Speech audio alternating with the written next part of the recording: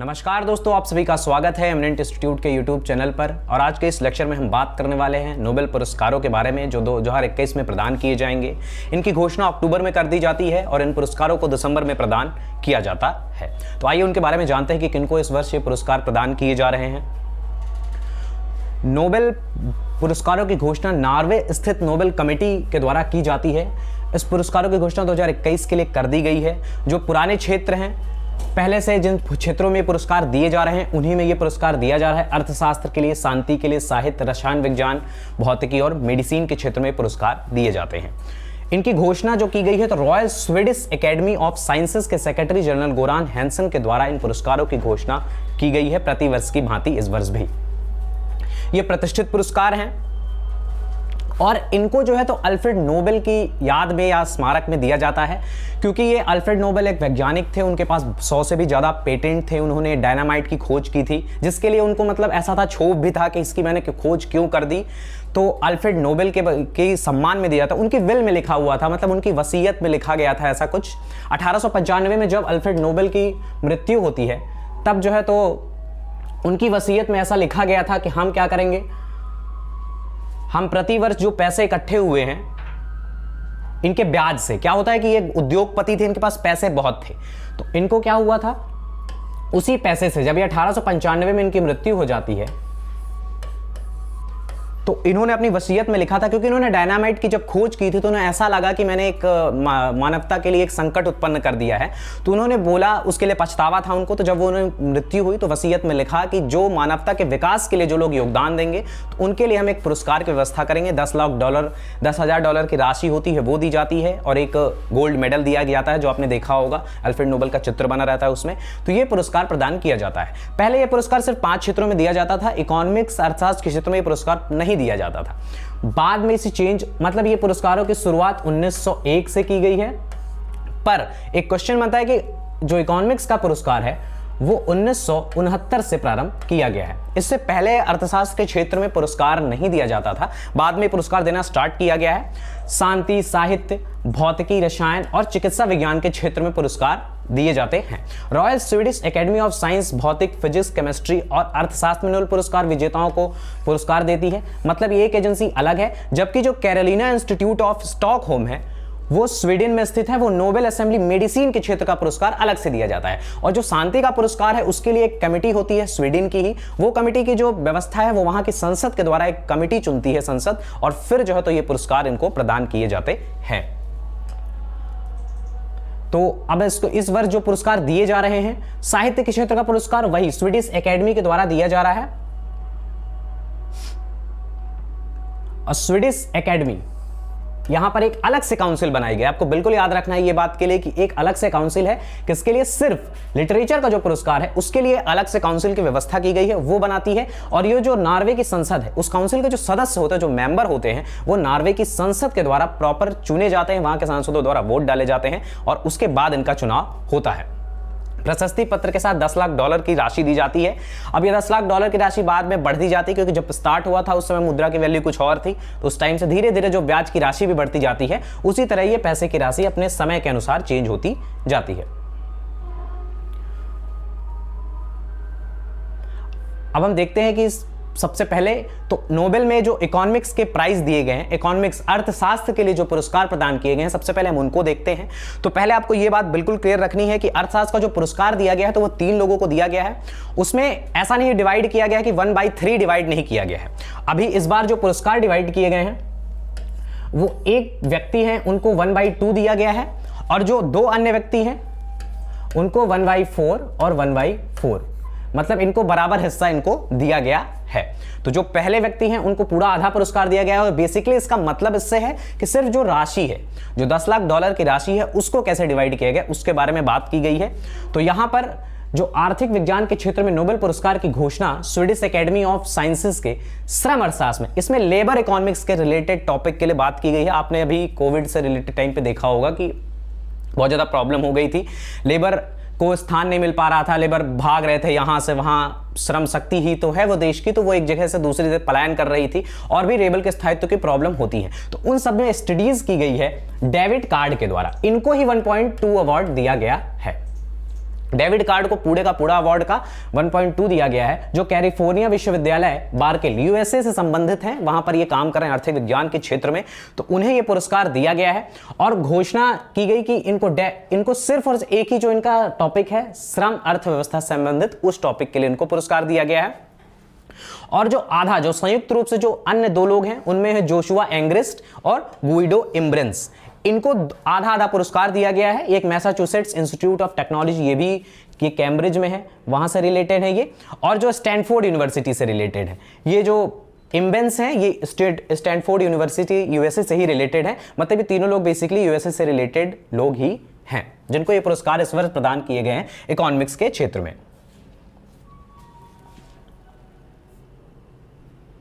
ये उनके फोटोज हैं, आप देख सकते हैं कि इन तीनों को ये पुरस्कार दिया गया है, इनको 1/2 दिया गया है, और बाकी जो बचा हुआ है उसमें आधा आधा हिस्सा इन दोनों को भी प्रदान किया गया है। अब शांति पुरस्कारों की बात कर लेते हैं। शांति पुरस्कार इस बार के लिए थोड़ा महत्वपूर्ण हो गया है, क्योंकि पहली बात तो ये महिला को दिया गया है। अब तक 117 बार पुरस्कार ये दिए जा चुके हैं, शांति नोबेल शांति पुरस्कार, जिनमें से ये 16 महिलाएं ही चुनी गई हैं। तो इनमें से एक महिला को पुरस्कार दिया गया, और एक नई बात निकल के आई कि यहाँ पर 2 पत्रकारों को यह पुरस्कार प्रदान किया गया है।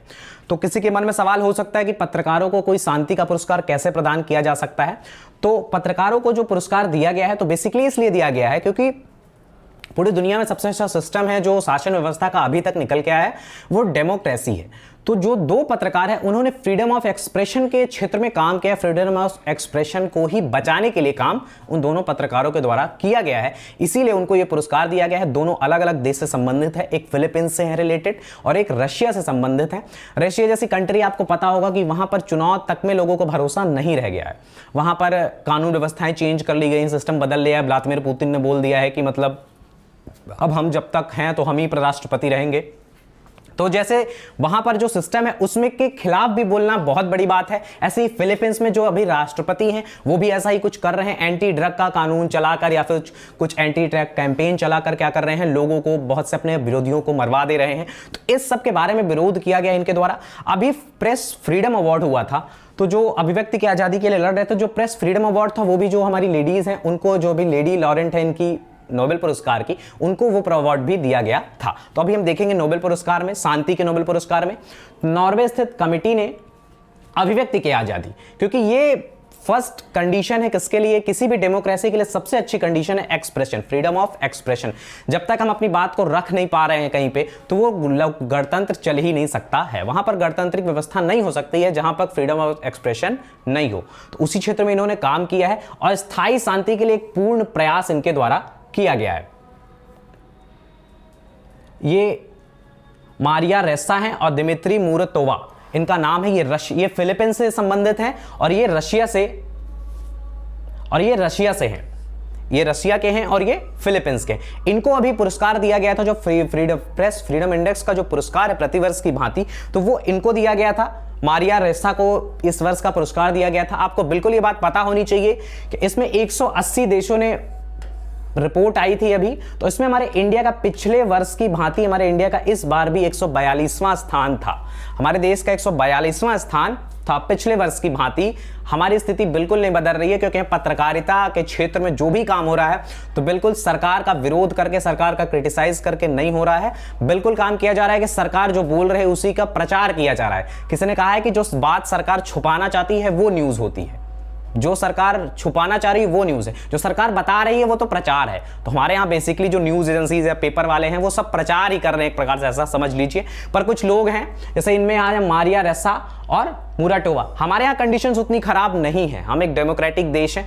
रशिया और फिलीपींस जहाँ पर कंडीशन ज़्यादा खराब है, वहाँ पर इन दोनों पत्रकारों ने काम किया है, 2 एजेंसीज का निर्माण किया है। इनकी भी एक अलग से प्रेस चलाते हैं, ये एक पेपर है इनका अलग से, और इनके द्वारा भी एक ऑनलाइन प्लेटफॉर्म जो है तो खोजी जर्नलिज्म के क्षेत्र में किया गया है, इन्वेस्टिगेटिव जर्नलिज्म के क्षेत्र में इनके द्वारा काम किया गया है। तो उसके लिए इनको ये पुरस्कार प्रदान किया गया है कि लोकतंत्र को बचाए रखने के लिए लोग काम कर रहे हैं, लोगों की बात को बचाए रखने के लिए इन्होंने काम किया है। इसीलिए ये पुरस्कार, शांति का पुरस्कार इनको दिया गया है, क्योंकि जब तक लोकतंत्र, क्योंकि शांति बनाए रखने सबसे इंपॉर्टेंट है हमारे पास क्या होना चाहिए, लोकतंत्र होना चाहिए। अब आगे देखते हैं। अब हम बात करेंगे साहित्य के नोबेल पुरस्कार को, कि इस वर्ष के लिए साहित्य का नोबेल पुरस्कार किसे प्रदान किया जाएगा। तो साहित्य का नोबेल पुरस्कार प्रदान किया जाएगा अब्दुल रज़क गुरनाह। इनका नाम इंपॉर्टेंट है, इनको इस बार का पुरस्कार दिया जा रहा है अब्दुल रज़क गुरनाह को।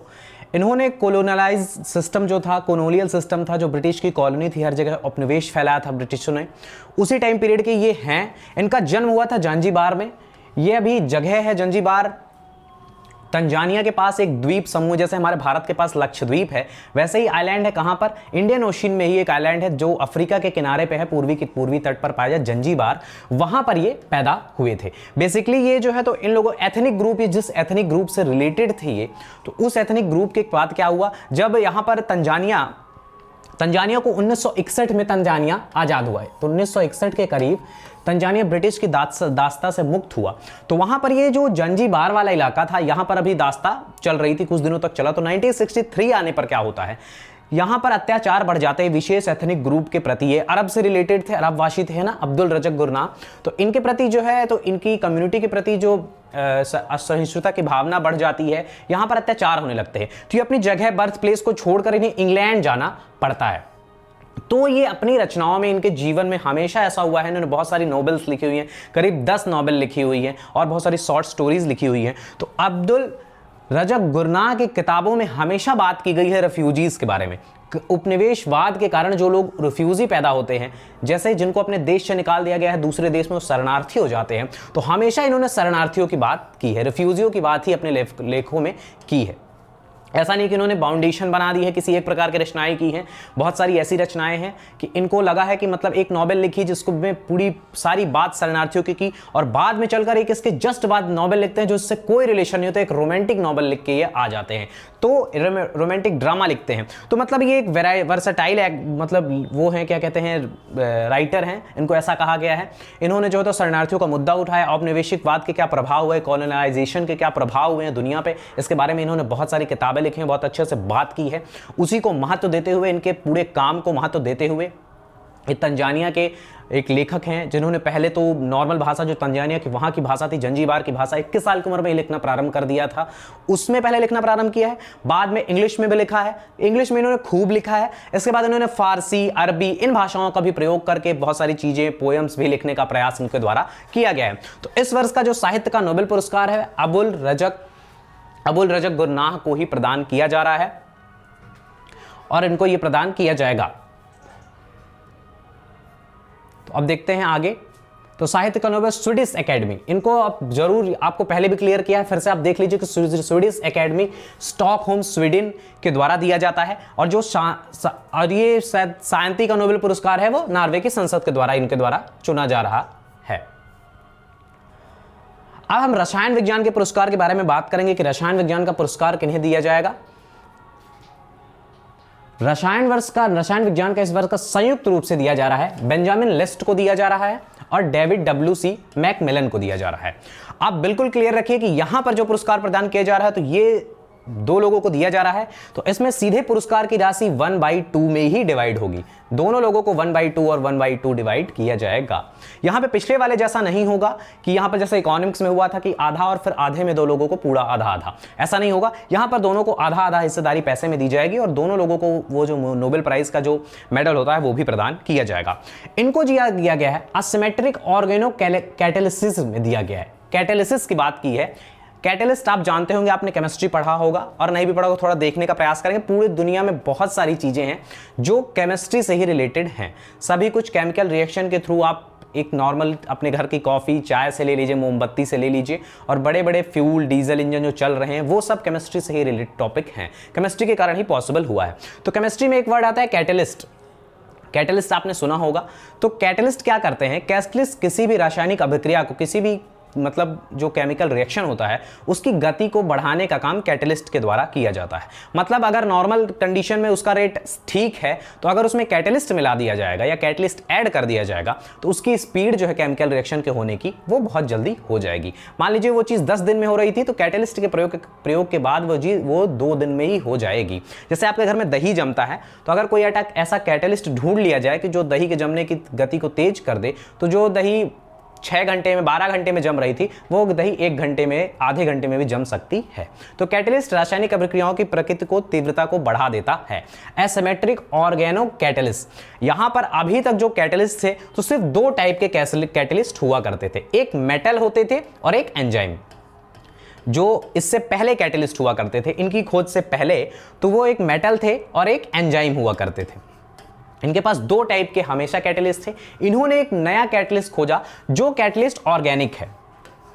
अब ऑर्गेनिक जहां पे वर्ड आ जाता है आपको बिल्कुल ये समझना है कि किसी भी प्रकार से ये जीवित वस्तु से रिलेटेड है। यहां पर ऑर्गेनिक से मतलब है ऑर्गेनिक कंपाउंड।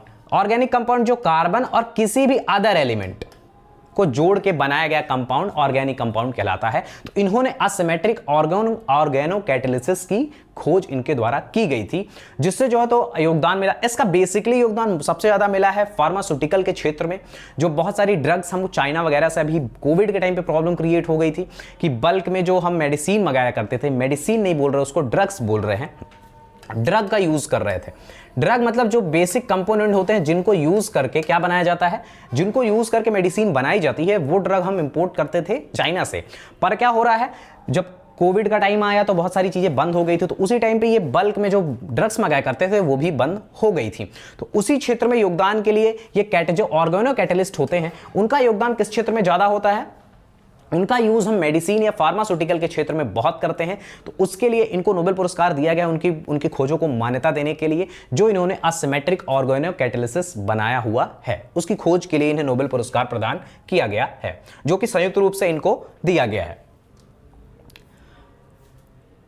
आगे देखते हैं रसायन। दोनों विज्ञानों को मॉलिक्यूलर कंस्ट्रक्शन, क्योंकि इन्होंने बहुत बेसिक जो बात कही जो कैटालिसिस से रिलेटेड है, वो बेसिकली छोटे छोटे मॉलिक्यूल से बने होते हैं। जो ये वाले कैटालिसिस हैं ये छोटे छोटे मॉलिक्यूल से बने होते हैं और उन्हीं के बारे में इन्होंने बात की और खोजा और बताया। इसी उपकरण का फार्मास्यूटिकल, इनका फार्मास्यूटिकल्स में मेडिकल के क्षेत्र में बहुत ज्यादा योगदान है। और केमिस्ट्री में नोबेल पुरस्कार royal Swedish academy of sciences Stockholm के द्वारा, स्वीडन के द्वारा ये प्रदान किए जाते हैं। आगे देखते हैं। अब हम बात करेंगे भौतिकी, फिजिक्स के नोबेल पुरस्कार के बारे में कि फिजिक्स का इस वर्ष का नोबेल पुरस्कार किसे दिया गया और किस क्षेत्र में दिया गया है। तो फिजिक्स का नोबेल पुरस्कार 2-3 लोगों को दिया गया है यहां पर, और ये जो है तो संयुक्त रूप से दिया गया है। मतलब इसमें जो 1/3, यहां पर 1/3 की बात की गई, तीनों लोगों को ये राशियां 1/3 के रूप में आवंटित होंगी।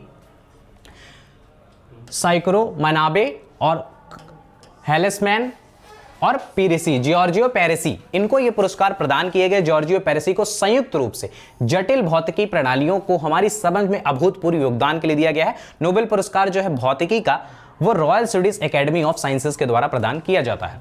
अभी आपको ये कॉम्प्लिकेटेड लग रहा है कि इनको फिजिक्स का नोबेल पुरस्कार क्षेत्र में दिया गया है, तो इनका जो फिजिक्स का नोबेल पुरस्कार है वो क्लाइमेट चेंज, आपके लिए एक वर्ड, अभी आपको ये वर्ड नया नहीं लगता होगा। क्लाइमेट चेंज पे बहुत बात होती है। अभी COP26 की मीटिंग भी होने वाली है, हमारे प्रधानमंत्री जो वहां जाने भी वाले हैं तो ग्लासगो में। तो ये क्लाइमेट चेंज जब वर्ड 1980 के टाइम पे, 1980 के समय पे जब ये वर्ड इंट्रोड्यूस हुआ, उस टाइम की बात है। इन तीनों वैज्ञानिकों ने इस क्षेत्र में काम किया है, क्लाइमेट चेंज से रिलेटेड काम किया है और क्लाइमेट चेंज के बारे में बात की है। तो हम इनमें अलग अलग देखेंगे। साइक्रो मनाबे की बात करेंगे। मनाबे ने बात की थी, मनाबे ने सिर्फ बात की थी सीधे, अभी हम सीधे इफेक्ट पढ़ते हैं अलग अलग गैसों का। तो यहां पर इन्होंने बात की थी कार्बन, जो कार्बन की मात्रा बढ़ रही है और कार्बन की मात्रा बढ़ने के कारण जो टेम्परेचर इंक्रीज हो रहा है, जो ग्रीन हाउस गैसों के मेन गैस है हमारी कार्बन, उसके कारण जो टेम्परेचर इंक्रीज हो रहा है, उसकी स्टडी का पहला प्रयास या पाथ दिया गया था, बोलते हैं ना कि पथ प्रशस्त किया गया था। उसके बाद बहुत लोगों ने स्टडी की है, पर जो मेन काम किया गया है वो मनाबे के द्वारा किया गया है। इन्होंने कार्बन के बारे में बताया कि कार्बन कैसे क्लाइमेट पे इफेक्ट डालता है और कैसे हमारे क्लाइमेट को प्रभावित करता है। जो हमारे सेकंड वैज्ञानिक है, इन्होंने बात की है, ये बताते हैं, हॉल्समैन बात करते हैं। इन्होंने बताया हुआ है कि ये क्लाइमेट और वेदर के बीच रिलेशन की बात करते हैं। आपको बिल्कुल ये क्लियर होना चाहिए कि क्लाइमेट और वेदर क्या होता है। क्लाइमेट ऐसा समझ लीजिए कि यहां का टेम्परेचर 100 साल बाद, 200 साल बाद में क्या परिवर्तन होगा उसकी बात करता है, और वेदर बात करता है डे टू डे की बात। आज गर्मी है, कल ठंडी हो जाएगी, है ना। तो जो वेदर होता है वो छोटे टाइम पीरियड की बात करता है और क्लाइमेट 100-200 वर्षों की बात करता है। जैसे अभी जहां पे पाकिस्तान वाला रीजन है, कहते हैं अराइड, सूखा हुआ रीजन है, ठीक है। पहले बोल रहे थे कि बहुत सालों पहले यहां पर फर्टाइल लैंड हुआ करती थी, बहुत ज्यादा मात्रा में खेती कर रहे थे। तो वैसे ही वहां पर अब क्या हुआ है, उनकी जलवायु परिवर्तित हो गई है। तो जब बहुत बड़ा टाइम स्पैम होता है तो उसको हम क्लाइमेट बोलते हैं, और जो टाइम स्पैम छोटा होता है तो उसे हम वेदर कंडीशंस बोलते हैं। तो इन्होंने बात की, वेदर को लिंक किया, किससे, वेदर को और क्लाइमेट को आपस में लिंक करने का काम किया, और यह भी बताया कि जो मानवीय गतिविधियां हैं वो कैसे इफेक्ट कर रही हैं क्लाइमेट को, और जो नेचुरल गतिविधियां हैं वो कैसे इफेक्ट कर रही हैं क्लाइमेट को। और मानवीय और जैसे प्राकृतिक गतिविधियों में बात की गई, वोल्केनिक एरप्शन की बात की गई, ज्वालामुखी विस्फोट होते हैं, वो कैसे डिस्टर्ब कर रहे हैं क्लाइमेट चेंज को या फिर इसके इफेक्ट को। तो उन्होंने बताया कि बिल्कुल भी जो नेचुरल फोर्सेज हैं वो बहुत कम इफेक्ट करते हैं, जो मेनली मानव फोर्सेज हैं, नेचुरल वाले नहीं, जो ह्यूमन फोर्सेज हैं वही ज्यादा इफेक्ट कर रहे हैं क्लाइमेट को, और धीरे धीरे क्लाइमेट का टेम्परेचर इंक्रीज होता जा रहा है। इन सब लोगों ने अलग अलग अपने टाइम पे अलग अलग चीजों पे अलग अलग रिसर्च की हुई है।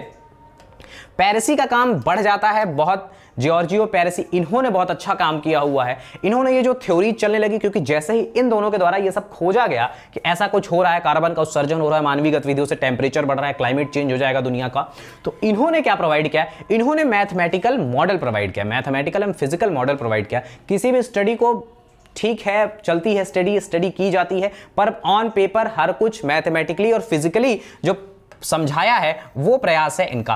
फिजिकली और मैथमेटिकली मॉडल इनके द्वारा इनको दिया गया है, फिजिकल मॉडल दिया गया है, और यहां पर मैथ्स का भी मॉडल इनके द्वारा प्रोवाइड किया गया है। इन्होंने बताया है कि कैसे ये चीजें इफेक्ट कर रही हैं और आगे आने पे कितना परिवर्तन होगा अगर हमने कंट्रोल करने का ट्राई नहीं किया। तो इनको ये जलवायु परिवर्तन वाला मुद्दा बहुत ही निकल के आ रहा है, बहुत ज्यादा बात हो रही है जलवायु परिवर्तन पे, इसीलिए ये हमारे लिए इंपॉर्टेंट हो जाता है और इसके बारे में बहुत बात करते हैं। इसीलिए इनको इस वर्ष का नोबेल पुरस्कार इन तीनों को संयुक्त रूप से दिया गया है। अब बात करेंगे मेडिसिन के क्षेत्र में, इनके लिए ये इंपॉर्टेंट पुरस्कार है। आपको बिल्कुल क्लियर रखना है कि जो सबसे पहले पुरस्कारों की घोषणा की जाती है नोबेल पुरस्कारों में, तो मेडिसिन के क्षेत्र के पुरस्कार की घोषणा की जाती है, और मेडिसिन के क्षेत्र में पुरस्कार डेविड जूलियस और एडम पैटियन को दिया गया है। इनको ये पुरस्कार दिया गया है, इन दोनों को संयुक्त रूप से इनको भी पुरस्कार दिया गया है।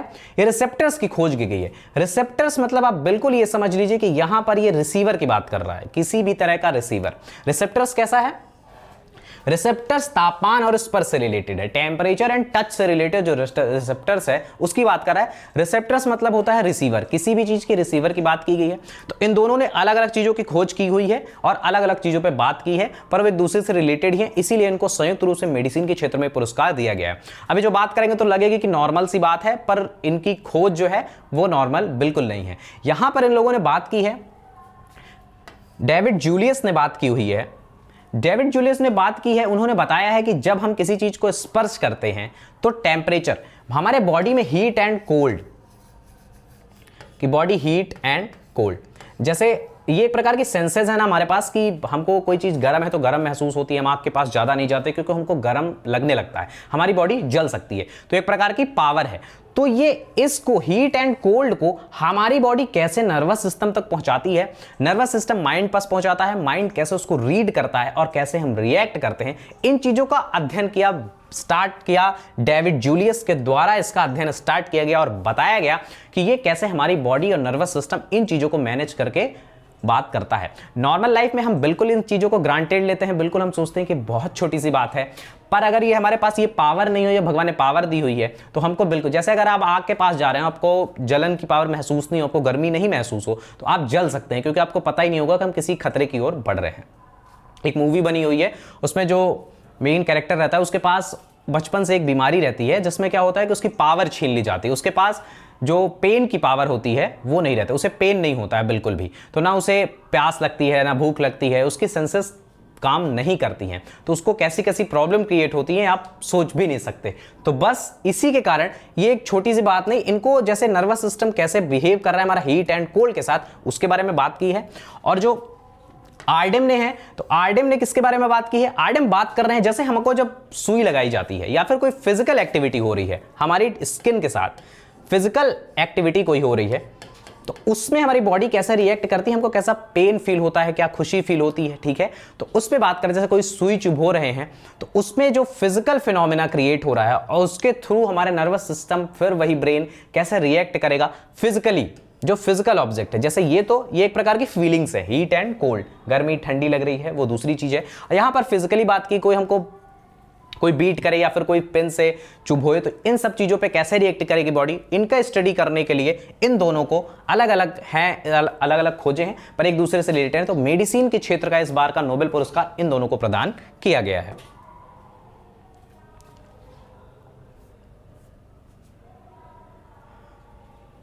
इनके जो है तो मानव शरीर कैसे रिएक्ट करता है, मतलब तंत्रिका तंत्र, यही नर्वस सिस्टम की बात कर रहा है, गर्मी ठंडी और यांत्रिक उत्तेजना, फिजिकलिटी की बात कर रहा है कि फिजिकल व्यू में फिजिकल चीजों पे कैसे रिएक्ट करता है हमारा शरीर, हमारी बॉडी, और कैसा महसूस करता है, उसके बारे में इन लोगों ने बात की है। उसी के क्षेत्र के लिए इन दोनों को नोबेल पुरस्कार इस बार का प्रदान किया गया है। तो नोबेल पुरस्कार अक्टूबर में घोषणा की जाती है, 10 या 11 दिसंबर को ये पुरस्कार प्रदान किए जाते हैं।